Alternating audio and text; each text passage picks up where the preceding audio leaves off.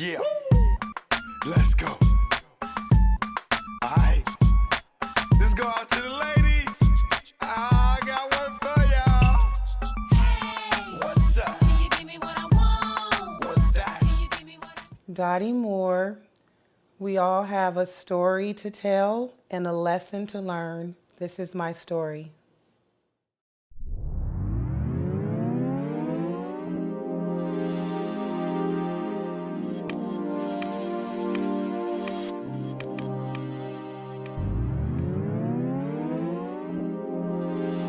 Joke, no joke, no joke, no joke.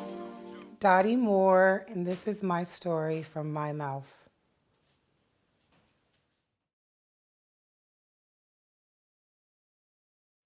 How old am I? I am 42, and I am born and raised in Oakland, California. Okay. How would you say your upbringing was? Poor, middle class, or rich? Well, if you let my grandmother tell it, she would tell us that we were poor little rich kids. So I would say that we grew up, I would say middle class.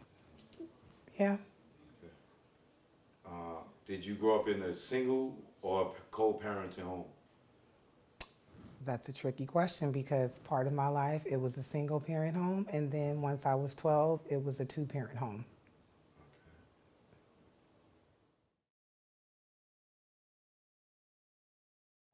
As a kid, I thought I was going to be a hairstylist. Okay. What was your first career choice? My first career choice, I would say massage therapist.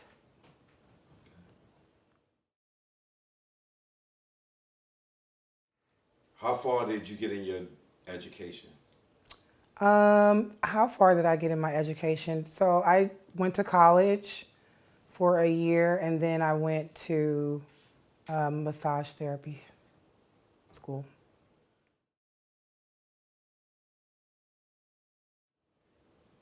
At what age do you think you became an adult? I'm still trying. At what age did I become an adult? I'm going to say 39 when I bought my first home. Yep.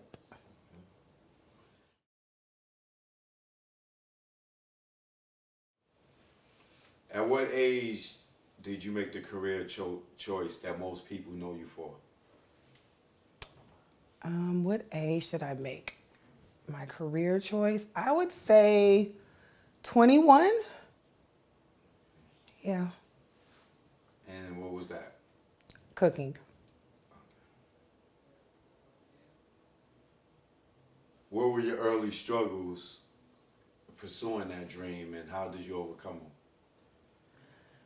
My early struggles. I would say always comparing myself to other people and not being able to understand how they were able to become successful.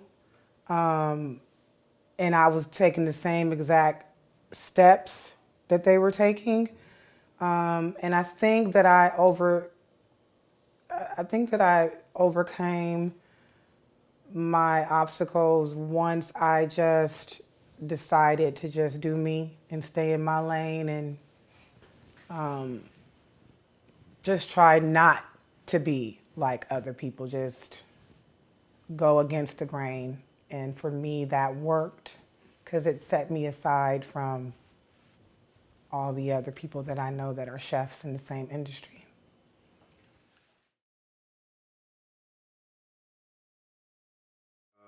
Did you have anyone close to you that doubted you in your dream? Did I have anybody in my immediate? If I did, I didn't know it. There was never anybody in my family that ever said that I couldn't do it. They were always motivating me and encouraging me to follow my dreams. So Who was your biggest support system? I'm going to say my grandmother when she was alive, my mom, and my sisters. Yeah.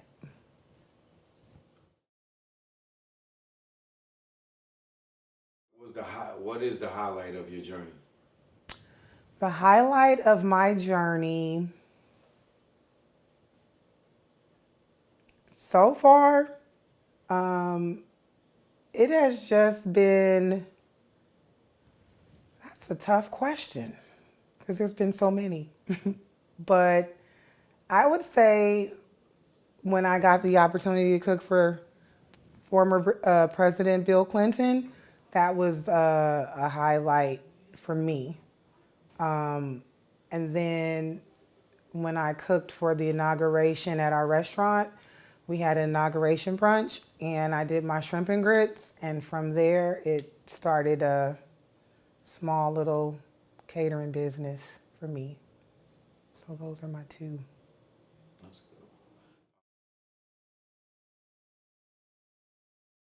What is the worst moment of your journey? Well, it doesn't have the worst moment in my journey. It doesn't have anything to do necessarily with cooking, but 2 years ago my son got sick, and so I had to take some time off to become his full-time care provider.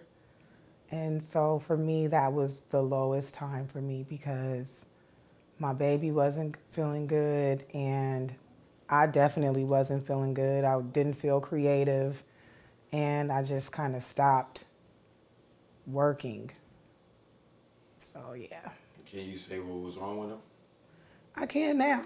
So he's on the autistic spectrum, but before we could find out that they thought that he was having seizures, and then they thought that it was a mental health issue, and then they thought that it was more behavioral. And so after going to see a lot of different specialists, we were able to hone in that he was on the autistic spectrum. Um,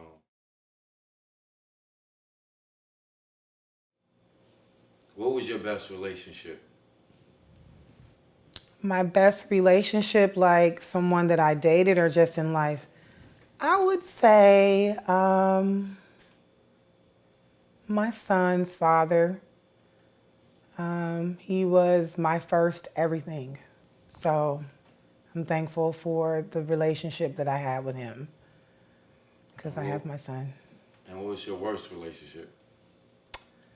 My worst relationship would probably be the last relationship that I just got out of.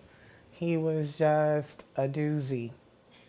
You name it, and he was in the dictionary with the picture. What's the one thing you learned about relationships? I learned that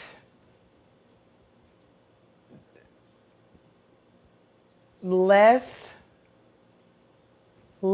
talk and more listening for me, and then I would be able to, decipher sooner than later if that person was really my person. Because most of the time when I've been in a relationship, I do way too much talking and just being very nice, and I feel like people take advantage of that. And so I've learned to just be a better listener. Yeah.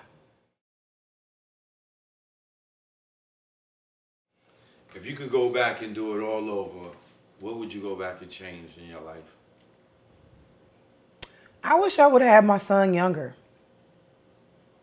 because then he would be grown right now, and I'd be empty nesting.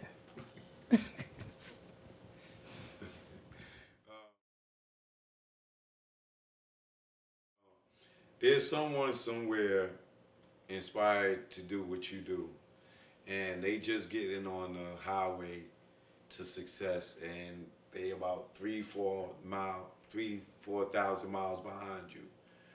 What powers can you tell them to look out for? So, if I had to give advice to someone that was starting on the same journey that I am on, as far as being an entrepreneur, I would say always watch out for people who want to be a part of your situation, because there always are going to be those people who are going to put their opinion on what they think is best for you. And only you know what is best for you through the experience that you've been through. And so I would tell them to watch out for that, because it's always a crab in the bucket. I would definitely tell them to be open to going into different areas that you may not have felt comfortable in. For example, I had an opportunity to do a pop-up kitchen. It was at a Caucasian bar, and a lot of people were like telling me don't do it. And as a result, I was able to get a whole bunch of customers. 11,000 customers is what I was able to come in contact with.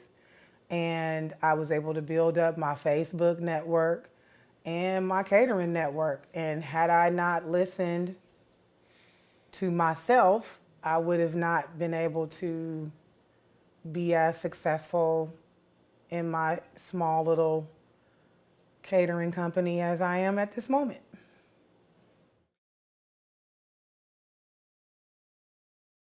What is your focus today on life and in business? Building, my focus in life right now is building a financial equity for my son, grandchildren, my nephews, my niece, something that I can leave with them. You know, as African American people, sometimes we don't tend to invest in ourselves as much as we should. So I'm trying to do just that. Invest in myself and not be on a paycheck to paycheck situation. So just, you know, longevity, long black money is what I call it. Dottie Moore, we all have a story to tell and a lesson to learn. This is my story.